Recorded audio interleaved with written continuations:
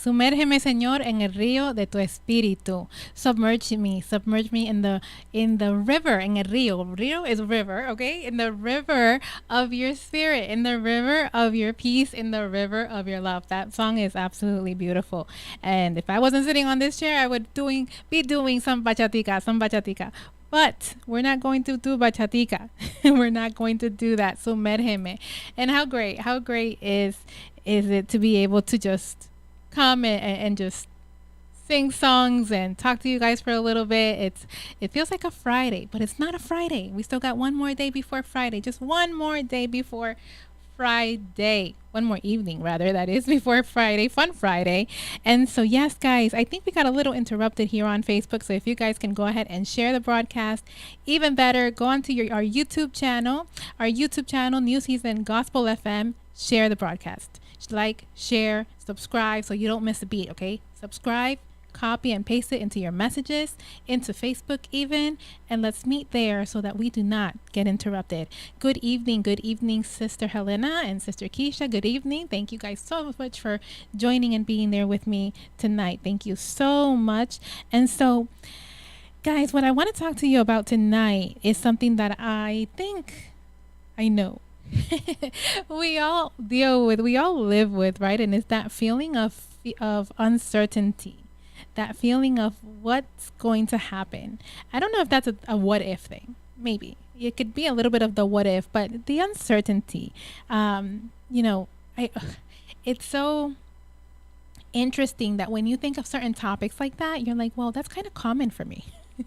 And it's not to be mean, but it is something that is common, because when you're dealing with different situations, when you're dealing with medical situations, when you're dealing with, law and structure and rules and regulations that could literally alter and change your life to the good or not so good, it's a daily thing. The uncertainty is a daily thing. It really is, in so many different ways. And so that's what I'm going to talk to you guys about a little bit tonight.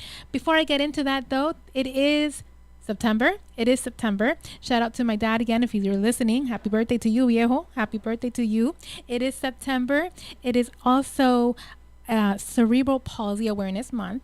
Cerebral palsy, that is a tricky word, awareness month. And I do have some students of mine actually that have been diagnosed with this particular disability, and it's also a spinal cord injury. So as mine was, my spina bifida was also seen or known as a spinal cord injury, even though it wasn't caused by an accident or anything like that. So that is what this month represents in the disability world, if you will, is the Cerebral Palsy Awareness Month. And what's interesting is that so many people are affected by this disability every year. And it just seems like these numbers just keep growing. Sometimes it makes you wonder about different things, but they just keep growing. And so the number of people with this particular diagnosis went from 247,000 to 358,000, between 2020, 2022, somewhere along those lines. So it really went up. That's a lot of people of all different ages with this particular diagnosis, which, reading along with that, apparently those with spinal cord injury, that again, perhaps it has nothing to do with cerebral palsy or anything like that, can be put together in this pot of numbers, like I like to call them. So I don't think these numbers are really accurate, and sometimes they're actually even multiplied, to be honest, in different situations, unfortunately. But even so, if it were, it is a big number. And so the bigger the number of these things happening, the bigger the number of these diagnoses being diagnosed to people, the more resources we need. The more resources, the more information, the more services that we need.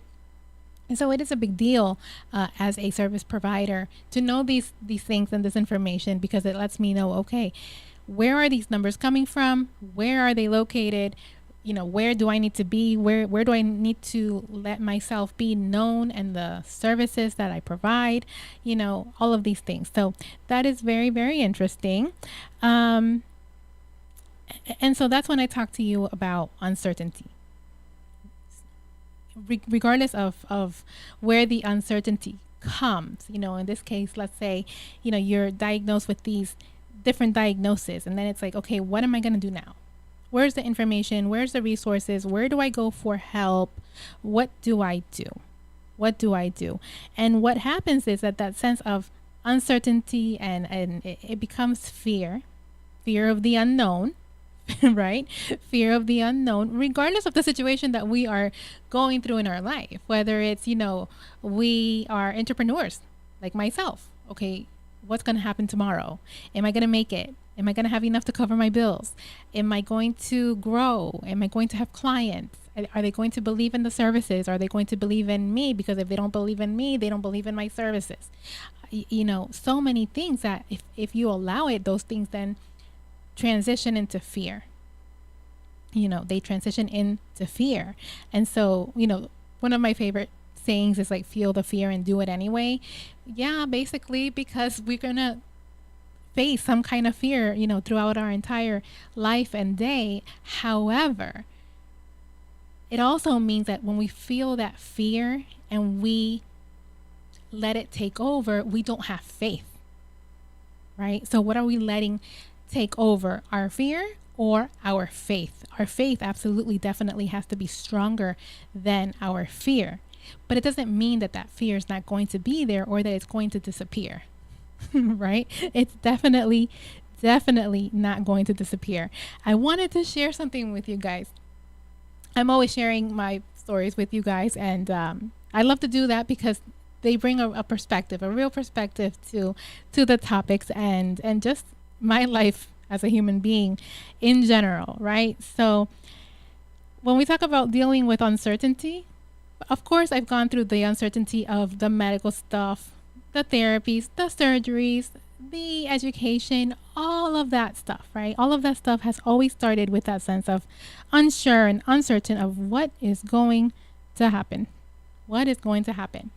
And so changing the perspective and nothing to do with, well, in a way, but nothing to do with, medically and things like that. I remember when I first came to New Season, before I came to New Season, okay, when I met Pastor Steve and I was introduced to New Season, it took me, and if you're listening, Pastor, correct me if I'm wrong, I think it took me about 4 years to come to church.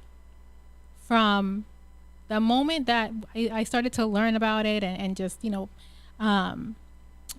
meeting Pastor and doing all these things, from that moment, it literally took me about 4 years or so before I came to New Season Worship Center, to my home church.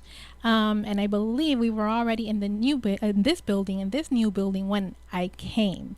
Prior to that, I probably went to visit once or twice. And the reason for that, it was number one, fear. I don't know anybody. Yes, I know Pastor, but I don't know anybody. Am I going to be okay? Are they going to accept me? Am I going to be filled spiritually? I'm used to, at that time, I was used to going to the mega churches, the big churches. So I had a completely different mindset about, the mega churches versus community churches, and which I was totally wrong about, by the way. So it was different. And sometimes we allow that which is different to put that fear in us, of, oh, I don't know if I should do that. I don't know if I should go there. I don't know if I should talk to that person. I don't know if I should be involved. Am I going to be included, or do I even want to be included? All of these things come into your mind.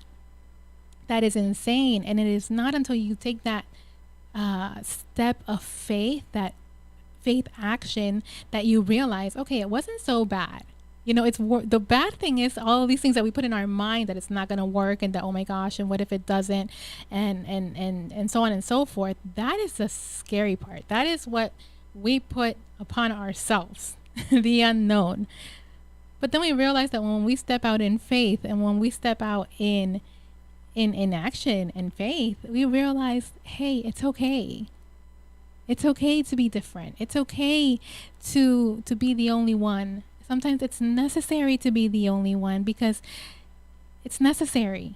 That's when you're truly showing your faith. That's when you're truly showing your capabilities, what you're capable of, that I can, that I want, you know. And so I'm grateful that I did, because even though it took me that long, and I still get it sometimes, oh, it took you long enough. Yeah, it took me long enough, but I'm glad I did it. I'm glad that I gave myself that opportunity.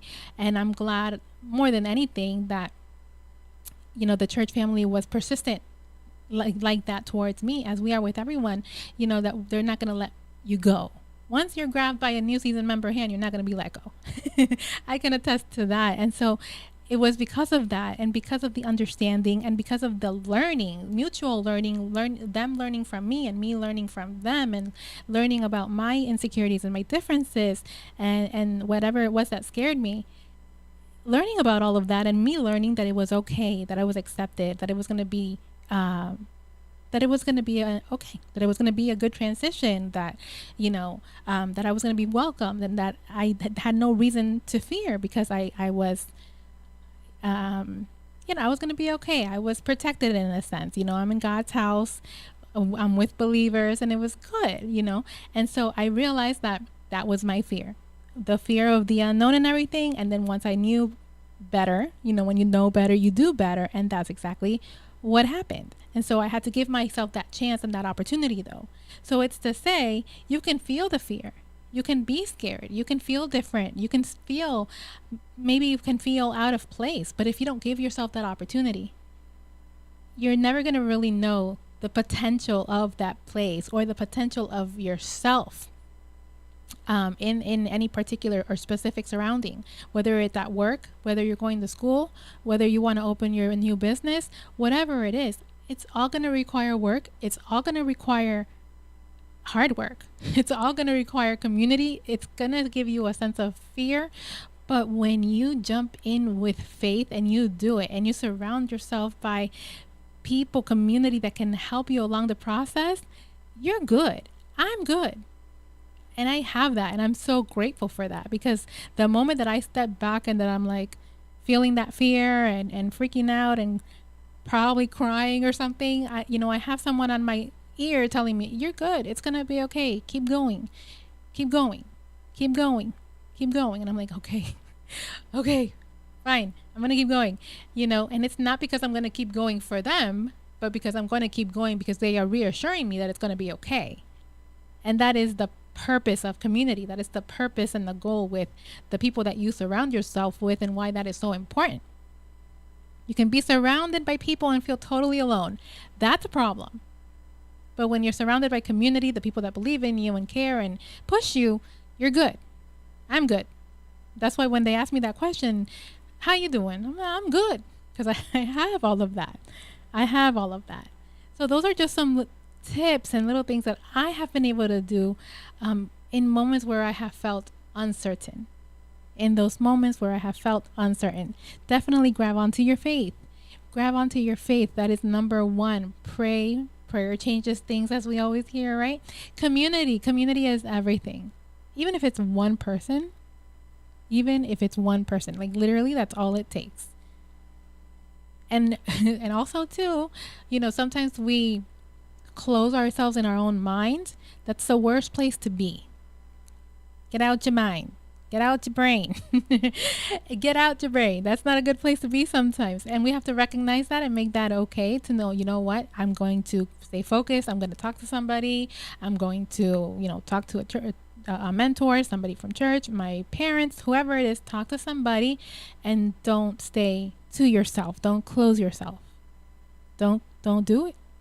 Don't close yourself, because it's really it can be very tricky and very hard to get out.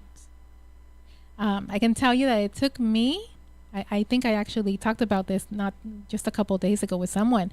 It took me many years to get out my brain. It took me many years to get out my brain, and I never wanted to, admit I was depressed or anything like that, or I felt some kind of way of like, me? Yeah, right. No way. Yeah, way. I absolutely did. And there's no shame in that, because we all have those moments, as long as we don't stay in there. And I stayed in there for way too long. But guess what was one of the biggest things that was missing from my life at that moment?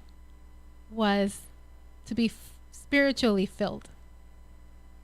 to be spiritually filled with faith and prayer that was missing. So of course I was going to feel that kind of way because I was empty. I felt like I had nothing. Again, surrounded by people and yet feeling alone, like you're not understood, like you can't talk to anybody, and that's not a nice place to be. So don't do that. Don't do that. It was too long for me. It was too long. And I'm grateful to be out of that. And now I am no longer in my brain all the time. And now I want to decorate my house. I want things looking nice. I feel good. I feel good. And I think that what I learned, one of the things that I learned was that you're going to feel the way that your environment is. So if you're surrounded by clutter and you're surrounded by things that you don't like, then that's how you're going to feel on the inside. But the other day when my mom was here, we went a little shopping and I bought things for the house. I had some like fall decorations and I was like, wow, it's pretty, it's colorful, it's lively, and it just like changes everything. I'm like, oh, this is nice. This is nice, a little Martha Stewart in the house. And so do that. If that makes me happy, I'm going to do that. And it's okay. It's okay. But it's important to clean your space, to get rid of that clutter. And it's hard because the same very thing that we have to do is the same thing that is making us feel like we don't want to do that. I don't want to do that. So it's not going to really get done if you don't want to, right? So you have to force yourself, my love. You have to force yourself to get up, get out there, go get it, and change your environment, change your surrounding. And that way you are going to start to change on the inside. Of course, always with your faith in front and center. Spiritually filled with faith. Absolutely. Spiritually filled with faith. When you're spiritually filled with faith and you're doing things that you love to do, you're in places you love to be in, you're doing the right thing, you're helping people, whatever it is, then you're good. What else, other than that and family and the people close to you, nothing else really matters, right? Nothing else really matters. So let's do that. When we're dealing with uncertainty, when we're dealing with the what ifs, the what now, the why me, why not you? Instead of saying why me, why not you? And again, remember that we fear because we think the worst. So mindset is everything. Change your mindset and you change your life. Change your mindset and you change your life. We must remember that, when we feel uncertain, when we feel like we're done, like we don't want to do it anymore, like this is taking way too long, guys, I'm done. We have to keep in mind that God is working even when we can't see it. Even when we feel stuck. Even when I'm like, okay, when is this going to happen? Why is this not happening yet? God is still working. God is still working in that process. God is still working in you. There's still something maybe that you haven't learned. There's a lesson you haven't grasped onto yet. And so that's why God is making you wait a little bit more. Or maybe we're simply not doing enough. Maybe simply we're not doing enough to get to whatever that is that we want and that we pray God has for us. The same way that it could be like, hey, God is saying that's not for you. I have something better for you. But are we preparing ourselves in the process of waiting? When we are in the waiting period, as I often hear, when we are in that waiting period, what are we doing? What are we doing in the waiting period when God is working, even when we don't see it? How are you preparing yourself? Or are you just dreading being in the same situation and in depressed mode and, in your same routine? Routine's a killer. Routine is a dream killer. I believe that 100%. Routine is a dream killer. So we must remember that God is working even when we can't see. Just because it didn't happen the way that we wanted or imagined doesn't mean God left us or forgot us.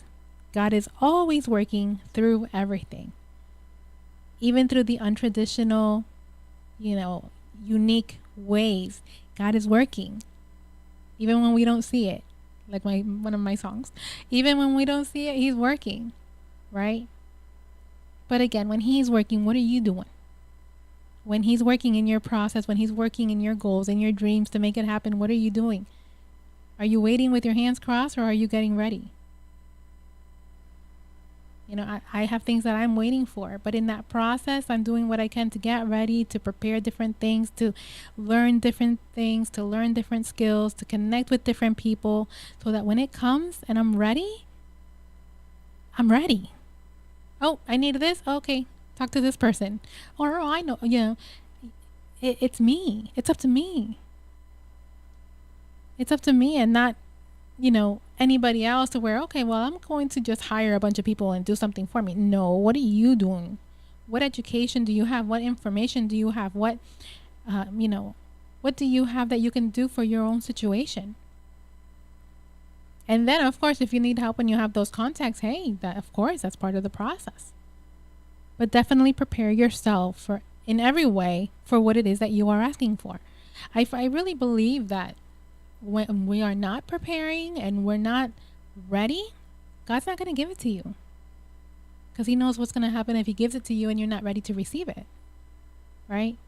So preparation is key. Preparation is probably more than 50% of the process. You get ready, you wait, and God works. He does the rest, right? He does the rest. Yes, get out of your comfort zone and have faith. You have to get out of your comfort zone. Have to get out of your comfort zone. And I believe in that too, because when you're in your comfort zone, that's a killer. You're not going to grow in your comfort zone. That's for sure. So if you're in your comfort zone and you say, you know what, I'm not growing intellectually, or, doing something to earn money or whatever the case, because you're in that comfort zone, it's time to get out. It's not to say that you're going to leave that zone 100%, but you got to step out into the waters outside of that comfort zone and do something that you've never done before. Do something that scares you. Do something that's bigger than you. And that's when you grow. That is when you grow. And I want to leave you guys with a Bible verse, Jeremiah 29:11. Jeremiah 29:11. As God reminds us, for I know the plans I have for you, declares the Lord. Plans to prosper you and not to harm you. Plans to give you hope and a future. That is God's plan for us, to give us hope and a future. Not to harm you, but to prosper you. And so when we think about that, when we think about the goodness of God, when we think about what God has for us, who can be against us? When God is for you, who can be against you? In spite of the turbulence, in spite of the differences, in spite of the health issues or situations, let's just put it in God's hands. Put it in God's hands and know that everything's going to be okay. Everything's going to be okay as long as we believe and we take action. Action is everything. Action is absolutely everything. So whatever it is that we are living through in the now, put it in God's hands. Do your part. Get ready, prepare, pray, do your part. Put it in God's hands and he will definitely do the rest. He will definitely do the rest. So I pray that that was helpful to someone, that we learned something, that we take notes, and that we, put into practice what we learn. Very, very important. And more than anything else in the world, fix your eyes on Jesus, right? Fix your eyes on Jesus. So I'm going to play a very last song for you guys tonight before we go on and get out of here. Please make sure, I invite you to share the broadcast and let others know that we are here, but also please support your station. Please support your number one gospel station, here for you 24/7, guys, 24/7, no commercials. You guys already know. So please support your station. You know what ways to give. They are going down, scrolling through the middle of the screen for those of you on social media. For those of you listening on 89.1, it is Cash App, $ New Season WC. Zelle is 954-536-1821. Or you can go right on the website for all the giving information, newseasonfm.com. newseasonfm.com. Yes, he will definitely do the rest. Absolutely. So thank you guys so much for joining me tonight on another episode of Yes with Yesse. I'm going to leave you here with one more song before we say Good night.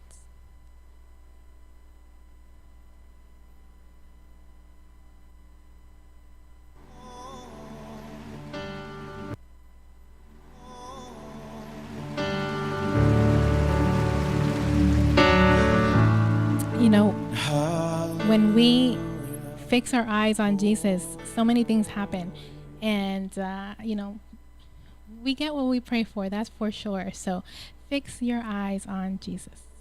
Fíjame en ti, mi corazón en ti, que cada respirar exalte tu majestad. Mis manos alzo a ti, me rindo todo a ti, ante tu grandeza, Dios, me quedo asombrado. Toda gloria, todo honor al que todo dio por mí. Yo quiero estar cerca de ti. Fíjame en ti, fíjame en ti. Distracciones, hoy rindo a tus pies. Fíjame en ti. Fix my eyes on you, set my heart on you, let every breath I breathe speak of your glory. I lift my hands to you, surrender all to you, the weight of your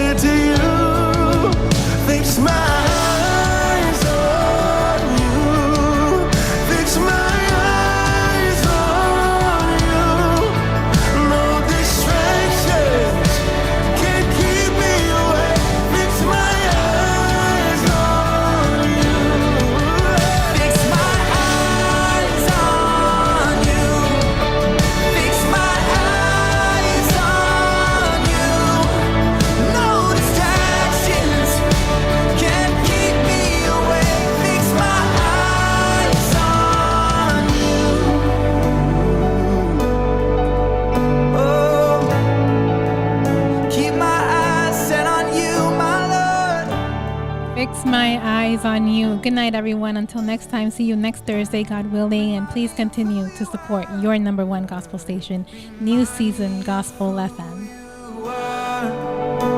Remind me of what